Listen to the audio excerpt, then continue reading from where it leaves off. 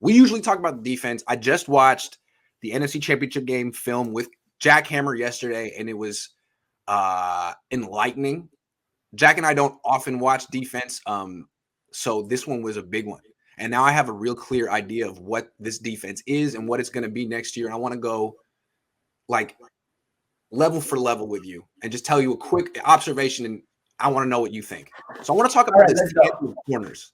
A lot of people are thinking Niners got their corners, Moseley and Ambry Thomas. These are their starters next year. They played really well down the stretch. They did. Here's what changed. Early in the year, it wasn't Ambry, but it was Emmanuel Moseley and whoever. They were playing a lot of aggressive man-to-man coverage. Wouldn't you agree? And getting roasted deep. There again. Absolutely.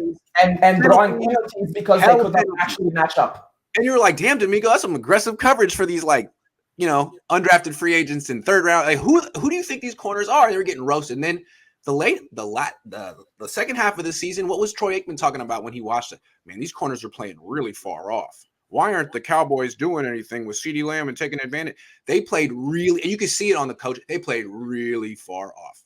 The whole thing was don't get beat deep. Too deep coverage, off coverage by two deep safeties, off coverage by the corners, Thomas and Moseley. And when a receiver would run like an aggressive comeback route, they would just bail deep to not get beat deep and give up those catches on 3rd and 12. Why were the Niners giving up so many? That's where people like Cooper Kupp will make their living on you, and he did. Cooper Kupp annihilated us on a couple of catches doing just that. They had too much respect for him, and I do get it. But that's where your safeties, who are decent safeties, they should be able to clean that up. I honestly feel that DeMeco Ryans was like, "Damn, I have a horrible cornerback room." That's true. That's true. And I mean, it's like, okay, so if you lack the speed and the instinct. One of the reasons that Richard Sherman had such a long career and why he was so good is because— Thank you for bringing him up. Right. What I was saying is they're playing like him. They're playing like late career Richard Sherman. Without his smarts. That's the thing. Without his film study. So Richard Sherman is like, I'm not a fast guy. I'm not an overly athletic guy, but I'm a smart guy.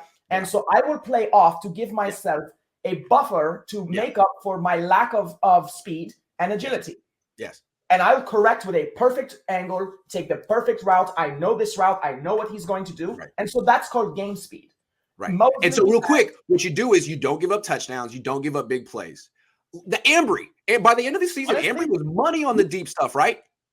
Yeah. And honestly, you could have beaten Richard Sherman in his Pro Bowl year with us if you passed at him every single pass, because every pass would have gone for 5 to 7 yards. Exactly. So when you want to beat Moseley or Thomas for 10 yards, you can.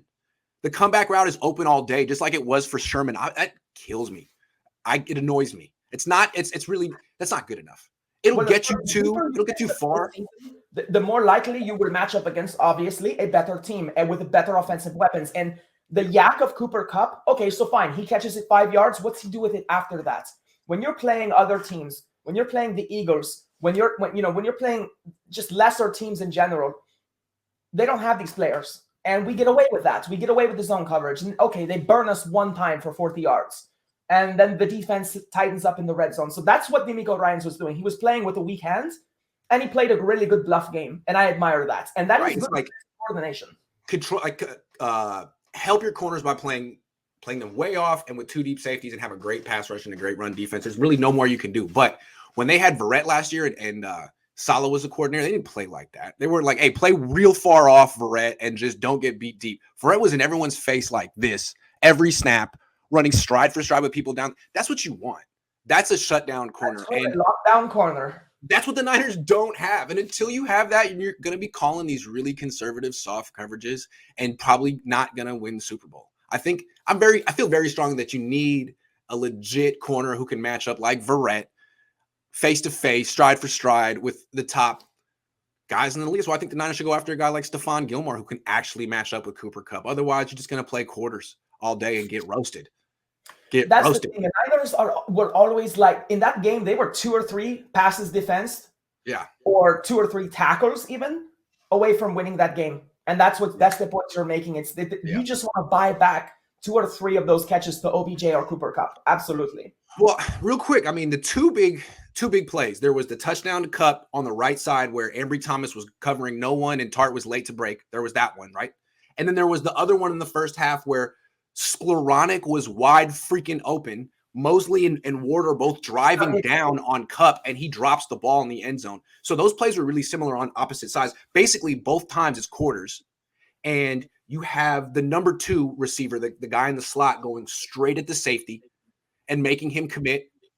And on the Moseley, he passes off his number 1 receiver running a post to Ward, and Ward is driving down on Kupp, running an out route, and no one covers. To me, that is probably a function of a secondary that hasn't played together very much. So they should get better at that next year. But like, that's really alarming, man.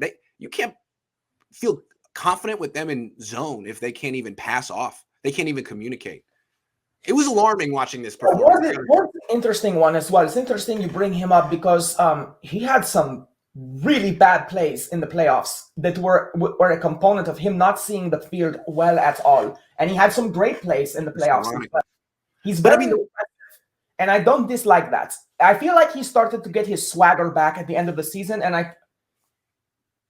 like I said, there were just a couple of plays, and maybe that's the way he was coached on that particular play. It's really hard to know. It seems like he was following his assignments. I think it was Moseley's fault. Here's the way I look at it. At quarters, I think Ward looks bad because when you're watching the play, you're like, "Where's the safety?" Because it's a deep ball. But yeah, I think Moseley is supposed to stick with him the whole way.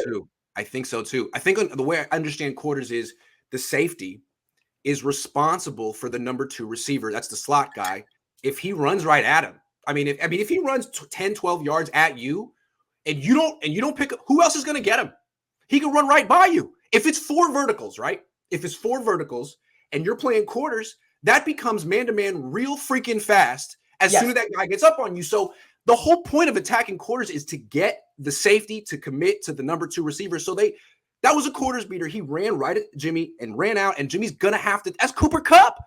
And so Moseley has to not pass off the post to the safety. Can't do it. You have to stay with him. And he turned all the way around trying to get Kupp. But that's what happened is Cooper Kupp. Everyone's eyes are on Cooper Kupp in zone. And the Rams use that against the Niners all day. Here's Cooper Kupp. Here's Cooper Kupp. Oh, no one's covering this dude over here.